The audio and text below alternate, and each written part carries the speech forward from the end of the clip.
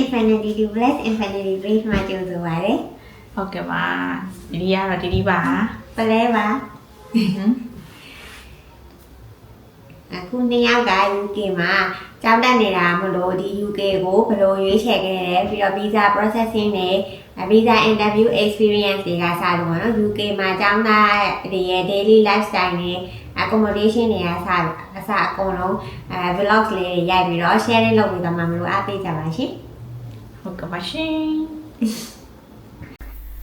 ဒါတော့ရန်ကုန်ကနေစထွက်တာပေါ့နော်မနက်3 နာရီပါဒါရန်ကုန်နောက်ဆုံးမြင်ရတဲ့မြင်ဝင်လေးပေါ့နော်ကားနဲ့လိုက်ပို့ကြတာပါအရာမိသားစုတွေကလေဝင်းရောက်တော့မပလဲကမရောက်လာသေးလို့ဒီတို့ကစောင့်နေပါဆိုတော့ဒီရဲ့လေလက်မကအမစီမဆိုတော့ထဲထဲဝင်လို့မရသေးပဲနဲ့ခဏစောင့်နေရတဲ့အခြေအနေမျိုးပါနားနေတော့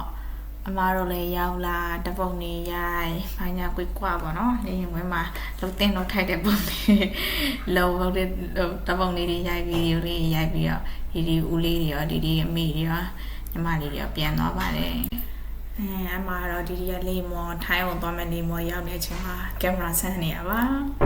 တိတ်တော့မကြားလိုက်ပါဘူးခဏနေရနဲ့ချက်ချင်းပဲထိုင်းရောက်ပြီးရတယ်ဒီတို့ကထိုင်းမှာ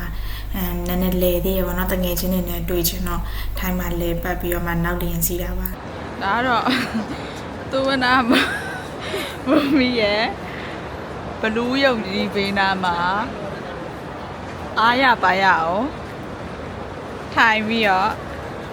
ဖုံပြောနေတော့အမပြောလို့ရတယ်ပါအော်မကဒါဆက်ခင်ကောင်းတာဆက်လို့ဒါတော့ထိုင်းကနေပြီးတော့ဟိုပါပေါ့ကာတာကိုတော့ airline ပေါ်မှာပေါ့နော်ဒီကရှောက်ကလေးချင်းနေရပါပြီးတော့မှကာတာနေပြီးတော့တဆင်ဒီတော့မန်ချက်စတာကိုသွားပြီးတော့မန်ချက်စတာကနေမှတဆင်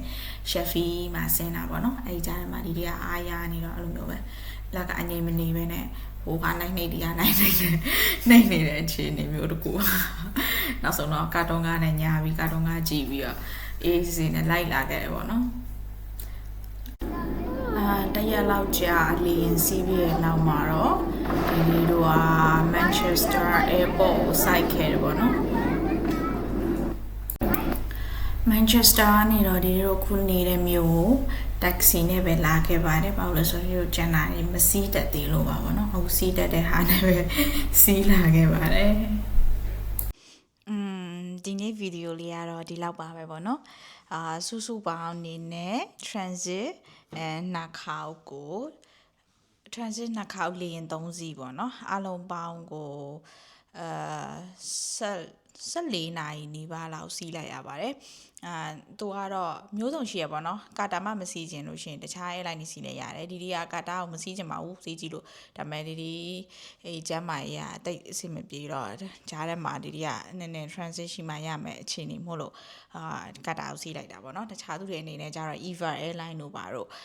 အဲ့ဒါတွေကိုစီးလို့ရှိရင်တော့ပို့ပြီးမြန်တယ်ပေါ့နော်တခါတည်းသူကတိုက်ရိုက်သွားတာဆိုတော့လေတခြားနဲ့အဲ့ဒါတွေပို့အဆင်ပြေပါတယ်ကျမ်းမာရေးနဲ့ transit လို့တဲ့လူတွေကြတော့တချို့ကြတော့ Emirates တို့ကာတာတို့ပြောင်းစီးကြရတယ်ပေါ့နော်ဟုတ်လဲဆိုတော့ဒါကိုကျမ်းမာရေးနဲ့ကိုကြိုက်တဲ့ဟာကိုရွေးပါမြန်သွားခြင်းတော့လည်းမြန်တိုင်းရွေးပါဒီနေ့ကတော့ဒီရန်ကုန်ကနေပြီးတော့လန်ဒန်ကိုဘယ်လိုရောက်လန်ဒန်တော့ဖြစ်ကုန်ပြီအင်္ဂလန်ကိုဘယ်လိုရောက်ခဲ့လဲဆိုတော့အတွေ့အကြုံလေးကို share သွားပဲဖြစ်ပါတယ်နောက်ဗီဒီယိုတွေမှာcast letter အကြောင်းနေ UKVI interview အကြောင်းနေပြီးတော့အကြောင်းဘယ်လိုရှောက်လဲ